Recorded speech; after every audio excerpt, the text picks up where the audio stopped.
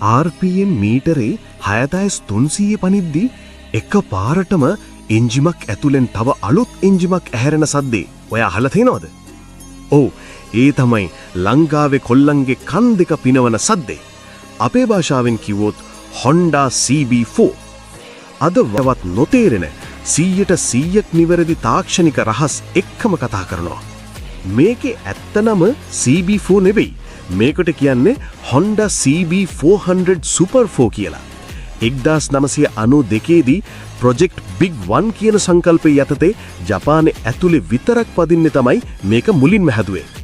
මතක තියාගන්න 1992 ඉඳන් 1998 වෙනකන් ආපු ඒ මුල්ම NC31 මොඩල් වලට VTEC තාක්ෂණය තිබුණේ නැහැ. ඒත් ඒකේ තිබුණු පෙනුමටයි සද්දෙටයි මුළු ලෝකෙම පිස්සු වැටුණා. ඉස්සරහා තියෙන ලොකු රවුම් හෙඩ්ලයිට් එක, ලස්සන ටියර් ඩ්‍රොප් තෙල ටැංකිය සහ එළියට පේන්න තියෙන අර දැවන්ත ඉන්ලයින් 4 එන්ජිම මේ පෙනුම අවුරුදු 30ක් ගියත් කවදාවත් පරණ වෙන්නේ නැති ටයිම්ලස් ක්ලාසික් එකක්. දැන් නෙමු මේ යකාගේ හදවතට. මේකේ තියෙන්නේ 399cc liquid cooled inline 4 එන්ජිමක්. මේකෙන් ජපන් නීතිවලට අනුව උපරිම අශ්ව බල 52ක් නිපදවනවා.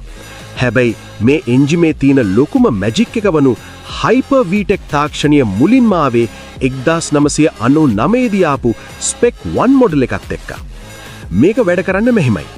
සාමාන්‍යයෙන් සිලින්ඩරයකට වැල්ව් 4ක් තියෙනෝනේ. CB4 එකේ RPM එක අඩුවෙන් යද්දී එන්ජිම වැඩ කරන්නේ වැල්ව් 2කින් විතරයි. හැබැයි ඔය රේස් කරලා නිශ්චිත RPM එකක් පනිද්දී ECU එකින් කන්ට්‍රෝල් කරන හයිඩ්‍රොලික් පින් මෙකැනිසම් එකක් හරහා රොකර් ආම්ස් ලොක් කරලා වැල්ව් 4ම වැඩ කරන්න ගන්නවා.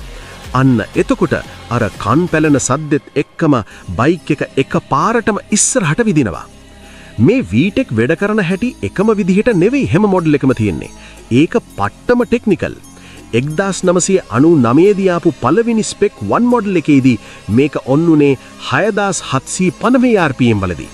ඊට පස්සේ 2002 දී ආපු ස්පෙක් 2 එකේදී Hondaලා ඒක 6300 RPM එකට අඩු කරා. හැබැයි 2003 දී ආපු ස්පෙක් 3 එකේදී මේක තවත් දියුණු කරලා පළවෙනි ගියර් එකේ ඉඳන් පස්වෙනි ගියර් එක වෙනකන් 6300 දී ඔන් වෙන්නත් 6 වෙනි ගියරේදී විතරක් 6750 දී ඔන් වෙන්නත් හැදුවා. ඒකෙන් හයිවේ එකේ යද්දී තෙල් ඉතුරු කරන්න පුන්නනුණා. හැබැයි රෙවෝ එකට තමයි මේකේ තියෙන්නේ අමු පිස්සුවක්. රෙවෝ එකේ තියෙන්නේ PGM FI. ඒ කියන්නේ EFI සිස්ටම් එකක්. මේකේ පළවෙනි ගියර් එකේ ඉඳන් පස්වෙනි ගියර් එක වෙනකන් යද්දී ඔයා throttle එක ගොඩක් කැරියොත් 6300 දීම VTEC ඔන් වෙනවා. හැබැයි throttle එක හිමින් 0ට ඇරියොත් 6750 දී තමයි ඔන් වෙන්නේ.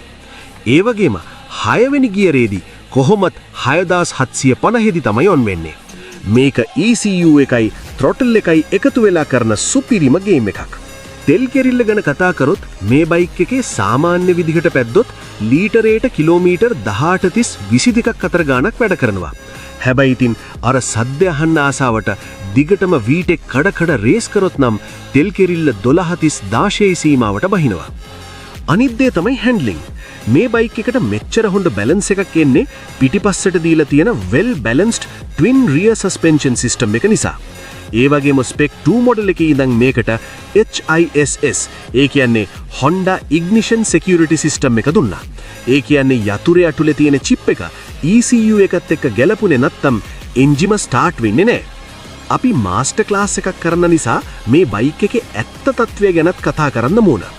CB4 එකක් කියන්නේ හොඳට බලාගත්තොත් ලක්ෂ ගාණක් වුණත් පදින්න පුරුවන් පට්ටම රිලයබල් එන්ජිමක්. හැබැයි මේකේ කාලයක් යද්දි එන්න පුරුවන් ප්‍රධාන ලෙඩ 4ක් තියෙනවා. පළවෙනි එක තමයි රෙක්ටිෆයර් එක පිච්චෙන එක. මේක Honda බයික්ස් ගොඩකට එන සාමාන්‍ය දෙයක්. දෙවෙනි එක තමයි ගොඩක් පැද්දට පස්සේ එන්ජිමේ දකුණු පැත්තෙන් එන ටක් ටක් සද්දේ. ඒකේ එන්නේ කෑන් චයින් ටෙන්ෂන් එකකින්. අලුත් ටෙන්ෂන් එකක් දැම්මම ඒක ලේසියෙන්ම හරියනවා. දෙවෙනි ලෙඩේ තමයි ස්ටාර්ටර් ක්ලච් එක ගෙවන එක. අන්තිම එක ඒ කියන්නේ 4 වෙනි ලෙඩේ එන්නේ රෙවෝ එකට කලින් ආපු කාබ් මොඩල්ස් වලට. කාලයක් යද්දි මේවායේ වැකියුම් ඉම්බැලන්ස් වෙනවා. ඒ වගේම ජෙට් හිරවීම සහ ෆ්ලෝට් හයිට් වෙනස් වීම නිසා බයික් එකේ අර ස්මූත් ගතිය නැති වෙලා යනවා. එතකොට ඔයාට කරන්න තියෙන්නේ කාබ් ටික සුද්ධ කරලා වැකියුම් ගේජස් දාලා හරියටම කාබ් සිංක් කරගන්න එකයි. කොහොම වුණත් ලංකාවේ බයික් සංස්කෘතියේ අමරණීයම සද්දෙට සහ ගැම්මට හිමිකම් කියන්නේ මේ Honda CB4 එක තමයි. ඔයාගේ හිනෙත් මේ යකඩේ පදින්න ගම් ඔයා ගන්නාසම මොඩල් එක මොකද්ද? ස්පෙක් 2ද, ස්පෙක් 3ද, නැත්නම් රෙවෝ 8ද? ඔයාගේ කැමැත්ත අනිවාර්යෙන්ම පල්ලෙහායින් කමෙන්ට් කරන්න. මේ වගේ 100%ක්ම නිවැරදි වාහන මාස්ටර් ක්ලාස් දිගටම බලන්න අපේ පේජ් එක ෆොලෝ කරන්න. යාළුවන්ටත් බලන්න ෂෙයා කරන්න. ඊළඟ මාස්ටර් ක්ලාස් එකෙන් හමු වෙමු. ජය වේවා.